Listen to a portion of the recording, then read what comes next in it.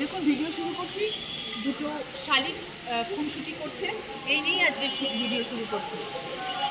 ওদের খুনসুটি দিয়েই আজকে ভিডিও শুরু করছি। আমরা রয়েছি মুর্শিদাবাদের নসিপুরে জগৎ শেঠের বাড়িতে রয়েছি আমি।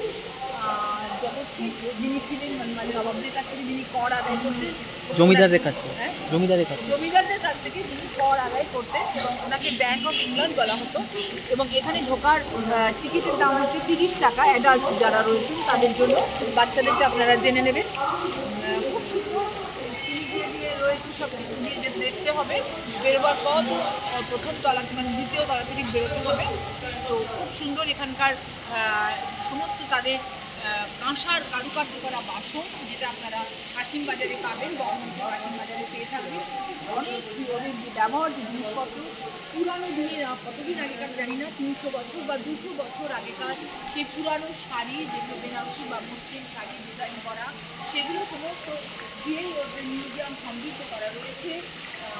রূপা চামচ, অনেক ধরনের বহু ধরনের কিছু রূপোর চামচ রয়েছে, কাঁটা চামচ, ছুরি রয়েছে, এবং ওদের বেলজিয়াম গ্লাসের যে বাসনপত্র, তাদের একটি খাট দেখলাম যেটা মানে মানুষের শরীর মানে মানুষ দাঁড়িয়ে রয়েছে এরকম একটি খাট ওদের সংগ্রহে রয়েছে, সেটিও ভীষণ সুন্দর।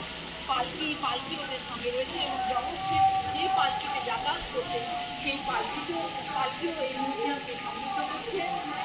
খুব সুন্দর সবকিছু, আপনাদের খুব ভালো লাগবে এই জগৎ শেঠের বাড়িতে।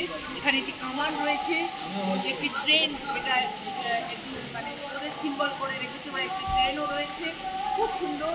এবং দেখুন ওদের একটি গোল টেবিল এবং ছোট ছোট চেয়ার, সম্ভবত এটা কি বেটা জানি না, লোহার তৈরি হবে, সেখানে আমি বসে রয়েছি। বাড়িটি পুরোনো দিনে আধিক্য বহন করছে, বাড়িটির দিকে চারপাশ যে আমার ভিডিওটা দেখছি তাকে পুরোনো দিনের আধিক্য বহন করছে, এবং সিঁড়িগুলো যেরকম তাকে একটা মোটামুটি এই সিঁড়িগুলো হবে, খুব একটা কষ্ট হবে না। তো এই ছিল আমার জগৎ শেঠের বাড়ি থেকে আপনাদের কাছে আনা ভিডিও। আপনারা অনেক ভালো থাকুন, সুস্থ থাকুন, সতর্কে থাকুন, আনন্দে থাকুন। শেষ করছি এই বলে আজকের ভিডিও।